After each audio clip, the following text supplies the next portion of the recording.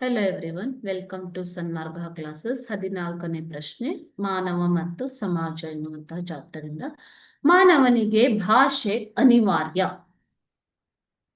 ಏಕೆ ಅಂತ ಕೇಳ್ತಾ ಇದ್ದಾರೆ. ಭಾಷೆ, ಅನೇಕ ಭಾಷೆಗಳನ್ನ ನಾವು ಮಾತಾಡ್ತೀವಿ. ಭಾರತದಲ್ಲೇ ಸಾವಿರಾರು ಭಾಷೆಗಳಿವೆ ಅಲ್ವಾ ಮಕ್ಕಳೇ? ಸೊ ಮಾನವನಿಗೆ ಭಾಷೆ ಏಕೆ ಅನಿವಾರ್ಯ ಅಂತ ಕೇಳ್ತಾ ಇದ್ದಾರೆ. ಈಗ ಪ್ರಾಣಿಗಳಿಗೆ ಭಾಷೆ ಇದೆಯಾ? ಇಲ್ಲ, ಮಾನವರು ಮಾತ್ರ ಭಾಷೆಯನ್ನ ಮಾತನಾಡ್ತಾರೆ ಅಲ್ವಾ? ಸೊ ಯಾಕೆ ಭಾಷೆ ಅನಿವಾರ್ಯ? ನಾವು ನಮ್ಮ ಭಾವನೆಗಳಾದ ಹಸಿವು, ಸಂತೋಷ, ನಿದ್ರೆ, ಬಾಯಾರಿಕೆ, ದುಃಖವನ್ನು ದೈಹಿಕ ಸಂಜ್ಞೆ ಅಂದ್ರೆ ಬಾಡಿ ಲ್ಯಾಂಗ್ವೇಜ್ ಮೂಲಕ ತಿಳಿಸಬಹುದು.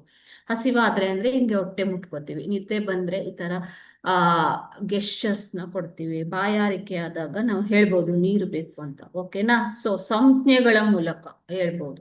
ಆದರೆ ಆಂಗಿಕ ಭಾಷೆಯ ಮೂಲಕ ಎಲ್ಲವನ್ನ ತಿಳಿಸೋದಿಕ್ಕೆ ಸಾಧ್ಯ ಇಲ್ಲ. ನಿಮ್ಮ ಭಾವನೆಗಳನ್ನ ಹಂಚಿಕೊಳ್ಳೋದಿಕ್ಕೆ ಸಾಧ್ಯ ಇಲ್ಲ.